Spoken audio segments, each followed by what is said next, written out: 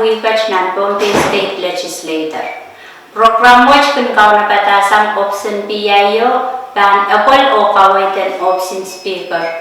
O ngay sa palmamay dito sintiya liwat ka maban saksakara ki chon way out dan wrong watch.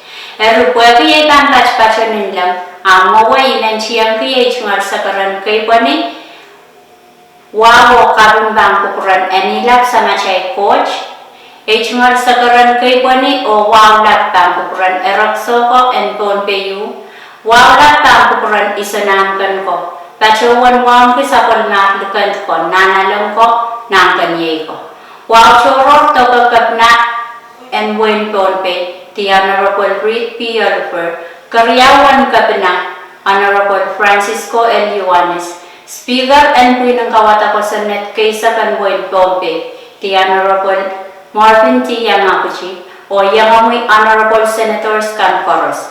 Zone ko kong nakalatan Wayne Pohnpei, the Honorable Nelson Joseph, o Yangamoy Zone ko kong Kankoros. Labalat pwede Kankoros ng Perientia, Mumotso o government. Chungar wawar kaklalem chon Pohnpei yusap sama chanan kalal lel maslikin kalal watch. Rokpech o koros pachonan program watch.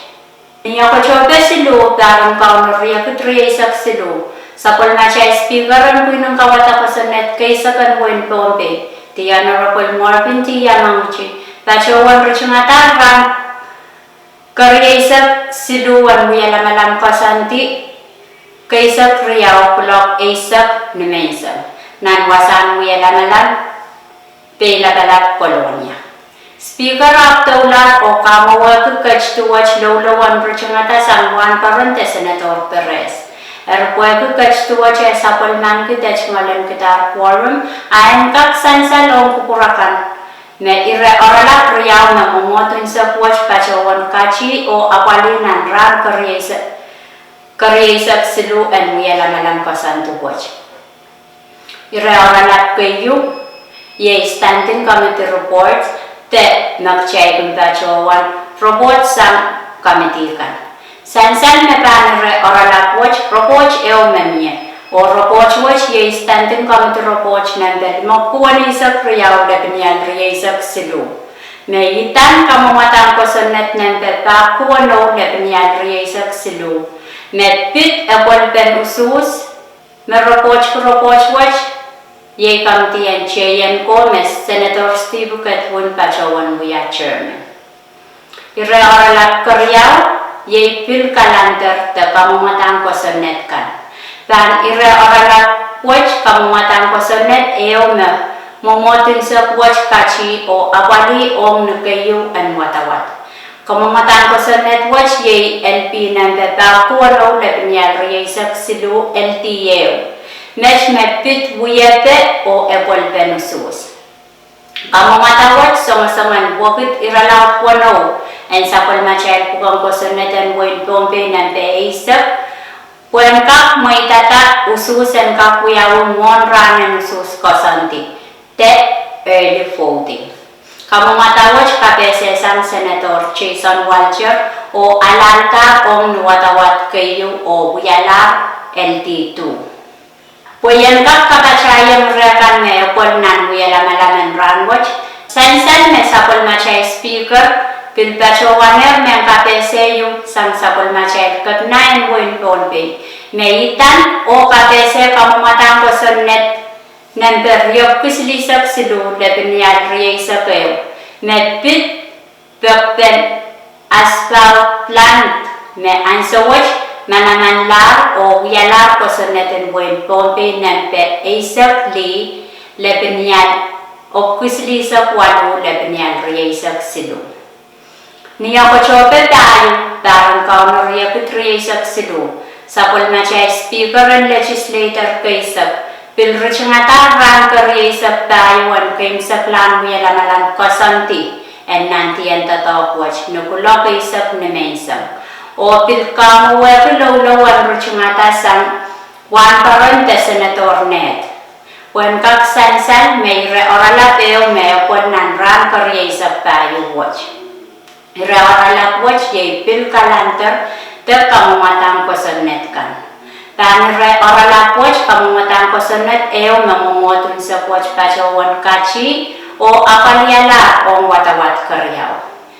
Match ye kamu matang kosonet nempe kuwano depenial riesak silu LTO o kamu matawach alaltar o yalar LT Ni ako chobel na parang kamu riakut riesak silu.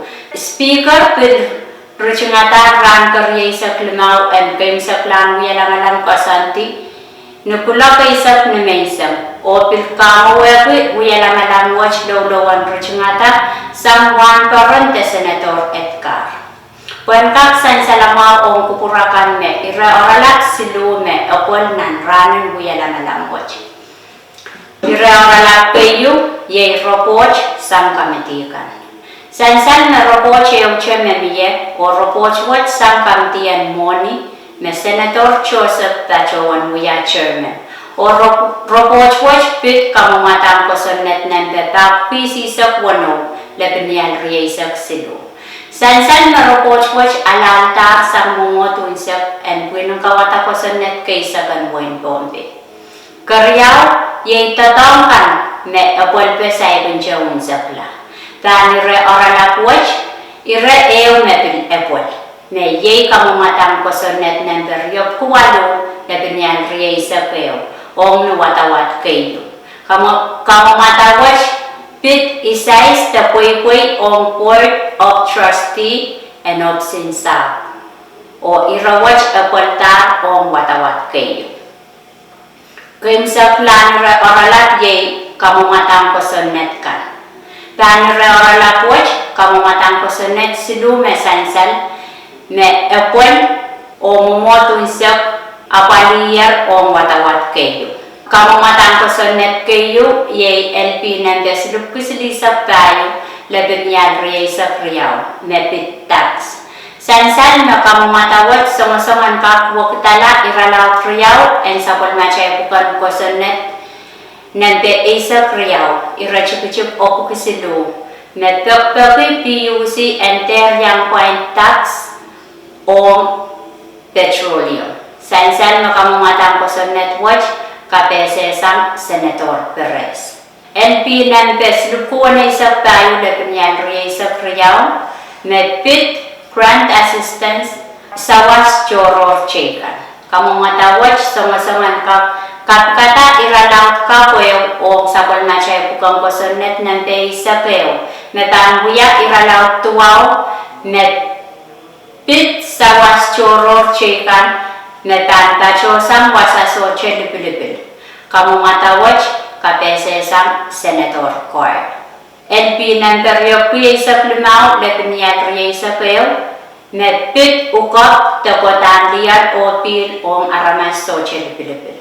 San makamu matang kosonet watch song enka kasore sang ira chukchuk lebeniat o kusilu en sapol macay bukan kosonet nempes lisap bayu me pit o kosoneti ukop tekotan pilo liat. O san me Senator Perez me bil kamu KPC kamu mata kosonet watch. Ni ako choba wano parang kamu riya kutriesak silu.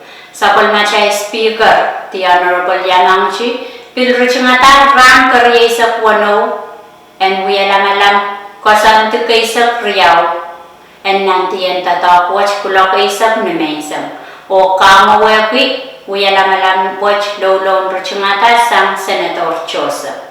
Apo yapi kachtian ran watch ngalan peer forum ay en san may oralak riyaw me epon nan ran wiyalangalam watch. Ira oralak kayo ye tatongkan me epon besay hinjawin sakla. Dan ira oralak watch san makamu matang kosonet nempes lukul riesak riyaw me songosangan kapacayang irakap iralaut walu en sapol macay bukang kosonet nante isak riyaw me songosong en kapkata service tax o sapis social pilipil cekan nan wen Pohnpei. Kamu matawach alaltar om nakayo en watawat. Ire oralap koryao ye kamu matang ko sonet kan. Sansal tan ire oralap watch no kamu matang ko sonet silu me opon om no watawat kayu o kamu matang ko sonet ew me opon om no watawat koryao. Kamu matang ko sonet kayu kamu matang ko sonet nante silup kuye isak tuwa ole penyal riya isak riyao. Me songa-songan kakacayang ira cip-cip kap om ira laut walu o isak ang sapol macay kupang ko sonet nante ta isak riyao. Me pit tau ri nan buwan matalaniw. San makamumatawach kabese sang late Senator Adelino Edmond. Kamumatang ko sonet karyaw ye LP nante riyok kriya isak sidu lebanyan riya isak kayo. Me songa-songan kapwa kitala ira cip-cip isak lebanyan opkuwan isak isu. En sapol macay pukang ko sonet nante ta isak riyaw. Puan kap kosoneti wasakis nan buwan kichi. Puan kap apali kichi Economic Development Project. Kamu matawach kabese sang Vice Speaker Senator Mike. Kimsa plan ko sonet me opon om watawat kayu ye LP nante tap PC sa wano lebanyan riya sak silu. Me song en wakitala ko sonet en buwan Pohnpei nante SL Asak li lebanyan okpi Asak tuwaw lebanyan riya sak silu. Me pit sapol men buwan Pohnpei budget om taran moni riya kutriya sak tayo. Puya ko kapoy laut lan puy nan chon tatongkan om ni percentage pa isak limao. Kamu matawach kapese sang Senator Edwin sang naruwas o kasantin mo yapen tato the by request. Kamu matang ko sonet me opolong watawat karyaw ye kamu matang ko sonet nan peryok kuwalu lebanyan riya isak kayo. Me pit kalaut lan isa istop Puy-puyin iranchon Board of Trustee and of Sinsa. Kamu matawach alalta o karyaw o king sa plan watawat. Eri ameche chawtagan Roman Weeket nan Legislature. O sa pilpapakitya o luklukatya kupurakan o ni autagan programa kan mebangkatya o tomor. Kalangan o kaselelya na ito.